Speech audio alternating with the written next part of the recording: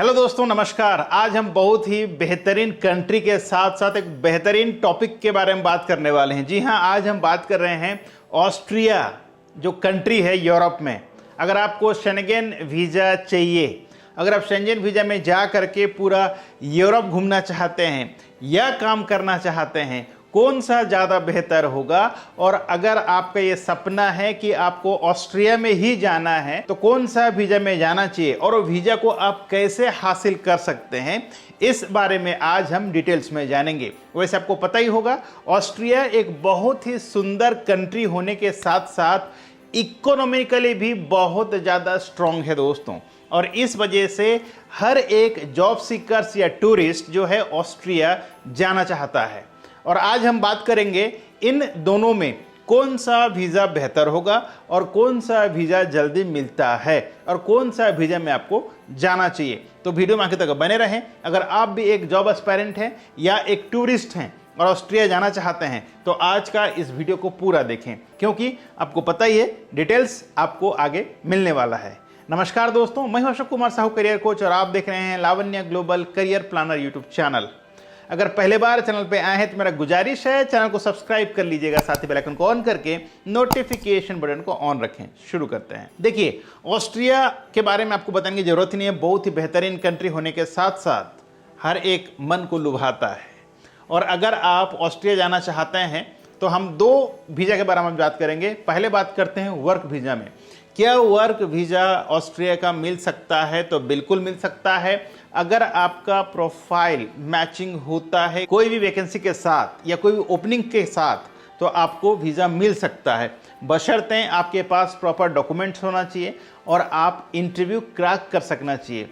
यहाँ का इंटरव्यू थोड़ा पेचीदा होता है दोस्तों, और जब आप एम्बेसी में जाते हैं वहाँ भी एक इंटरव्यूज़ होता है। ठीक है, तो आपको दो जगह आपको इंटरव्यू अटेंड करना होता है। अगर ये दोनों जगह का इंटरव्यू आपने क्रैक कर लिया तो कहीं ना कहीं आपका वीज़ा मिलने के चांसेस बढ़ जाता है। अगर आप as a job seeker job में जाना चाहते हैं तो बता दूं मैं आपको, सबसे पहले आपको डॉक्यूमेंट्स के बारे में ज़्यादा ध्यान देना है। वो है एक Europass CV and cover letter. बेहतरीन यूरोपास CV बनाना है आपको, तभी जाके आपका प्रोफाइल शॉर्टलिस्ट होगा। इसके अलावा आपके पास जो पासपोर्ट है इसका वैलिडिटी 2 साल का होना चाहिए। एक पासपोर्ट साइज फोटोग्राफ, आपका जो भी एजुकेशन है दोस्तों, सारे एजुकेशन का स्कैन कॉपी, जो सर्टिफिकेट्स हैं उसका स्कैन कॉपी प्रॉपरली आप रख लीजिए। इसके अलावा आपको जो भी एक्सपीरियंस है अब तक का, चाहे आपका जो भी स्किल्स है उस स्किल सेट के हिसाब से आपको जो भी एक्सपीरियंस सर्टिफिकेट्स हैं उसका भी स्कैन कर लीजिए। और फाइनली क्या करना है, आपको एक PCC बनवा लेना है। क्रिमिनल रिकॉर्ड नहीं हो ये कंट्री देखता है, इसलिए आपके पास PCC क्लियरेंस होना चाहिए। ध्यान रहे, PCC का जो वैलिडिटी है सिर्फ 6 महीना होता है। ठीक है, तो उस हिसाब से आपको कैलकुलेशंस करके PCC अप्लाई कर लेना है। ये सारे डॉक्यूमेंट इकट्ठा करने के बाद ही आप जो अप्लाई कर सकते हैं। अब आपके मन में प्रश्न आ रहा होगा कि भाई अप्लाई कहाँ से करें? तो अप्लाई करने के लिए आपके पास 3 तरीके हैं।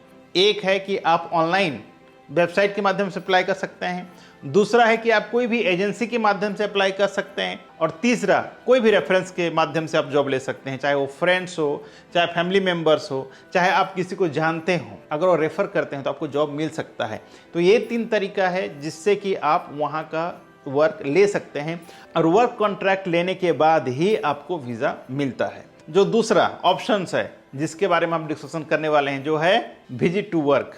अगर आप एज ए टूरिस्ट जाते हैं तो क्या आपको बाद में वहाँ कन्वर्ट करने का मौका मिलता है? तो बिल्कुल मिलता है। अगर आपके पास एक अच्छा इमिग्रेशन लॉयर है, आप किसी को जानते हैं, तभी जाके आप आपका टूरिस्ट वीज़ा को वर्क वीज़ा में कन्वर्ट कर सकते हैं। हालांकि ये इतना आसान प्रोसेस भी नहीं है, बहुत पेचीदा है। हाँ, लेकिन अगर मन में ठान लिया है आपने कि आपको वर्क परमिट कन्वर्ट करना ही है तो आप कर सकते हैं।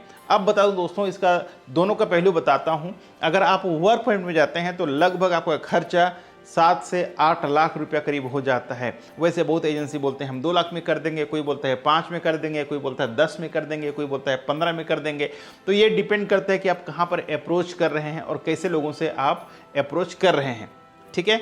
दूसरा, अगर आप विजिट में जाते हैं तो विजिट का खर्चा ज़्यादा से ज़्यादा 15 से 20 हज़ार रुपये होता है, और आपका फ्लाइट टिकट जो भी है। तो इसमें 2 तरीके के लोग होते हैं, एक है बिजनेस पीपल और दूसरा है कहीं काम कर रहे हो, एम्प्लॉयज़ हैं। तो अगर आप एम्प्लॉयज़ हैं, कहीं पर काम कर रहे हैं, तो आपके पास होना चाहिए आपका पे स्लिप, यानी जिसमें आपको सैलरी मिलता है, और दूसरा है आपका ITR कह सकते हैं या बैंक स्टेटमेंट। ये दोनों चीज़ आपको दिखाना जरूरी है, बाकी डॉक्यूमेंट्स तो सब चाहिए ही चाहिए। ठीक है, ये दोनों डॉक्यूमेंट्स बहुत जरूरी है दोस्तों। एक और डॉक्यूमेंट जो है वो है NOC। आपके कंपनी की तरफ से आपका जो मैनेजमेंट है वो आपको NOC देगा कि आप महीना दिन के लिए या 15 दिन के लिए आप ऑस्ट्रिया जा रहे हैं और कंपनी को कोई प्रकार की आपत्ति नहीं है। ये लिख करके कंपनी आपको देती है। समझ गए आप? अगर आप बिजनेसमैन हैं तो बिजनेसमैन के लिए जो डॉक्यूमेंट्स जरूरत है वो है आपका कंपनी के रजिस्ट्रेशंस। ठीक है, वो ले लीजिए। दूसरा है आपका कंपनी का करंट अकाउंट। ठीक, हो सके तो आप ITR भी दिखा सकते हैं। ये सारे डॉक्यूमेंट्स होने के बाद आप टूरिस्ट में जा सकते हैं। टूरिस्ट वीज़ा 15 से 20 दिन के अंदर मिल जाता है, लेकिन वर्क परमिट तुरंत नहीं मिलता है दोस्तों। वर्क परमिट आने में कम से कम 8 से 9 महीने का समय लगता है। तो अगर आपके पास समय नहीं है तो मैं सजेस्ट करूंगा कि आप एज ए टूरिस्ट जा सकते हैं और वहाँ पर एक्सप्लोर करने के बाद वहाँ पर जॉब भी अप्लाई कर सकते हैं। ये आपके ऊपर डिपेंड करता है, लेकिन हाँ, पैसा दोनों में लगेगा। मैं टूरिस्ट में सिर्फ टूरिस्ट वीज़ा का प्राइस बताया है। आपका फ़्लाइट टिकट, आपका इंश्योरेंस, एकोमोडेशन, ट्रांसपोर्टेशन, खाना खर्चा जो भी है, आपका बोर्डिंग लॉजिंग जो भी कह सकते हैं आप, वहाँ का खर्चा अगर कैलकुलेशंस करें तो वो भी 4, 5, 6 लाख रुपए भी हो सकता है, उससे ज़्यादा भी हो सकता है।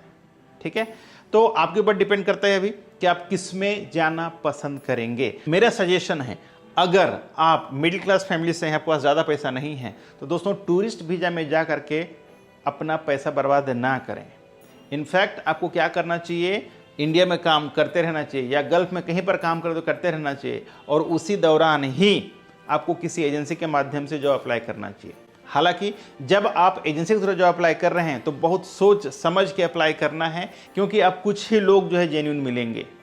ठीक है, बाकी आप जानते ही हैं सिचुएशंस क्या है। तो जब भी आप कहीं पर से जॉब अप्लाई करते हैं, पहले अच्छी तरह से पड़ताल कर लीजिएगा, उसके बाद ही प्रोसेस शुरू करें तो ज़्यादा बेहतर होगा। वैसे मेरे जितने व्यूअर हैं बहुत समझदार हैं, आपको ज़्यादा समझाने की ज़रूरत ही नहीं है, आप अपने डिसीजन खुद से ले सकते हैं।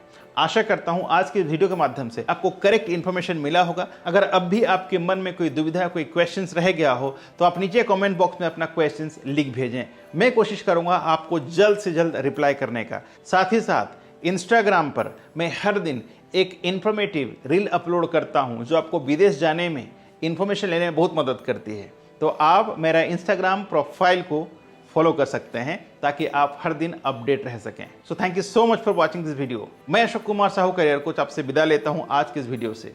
मिलते हैं इसी तरह का एक और नया इन्फॉर्मेटिव वीडियो के साथ। तब तक के लिए आप रखें अपना ख्याल और मुझे दी इजाजत। Thank you so much. जय हिंद, जय भारत।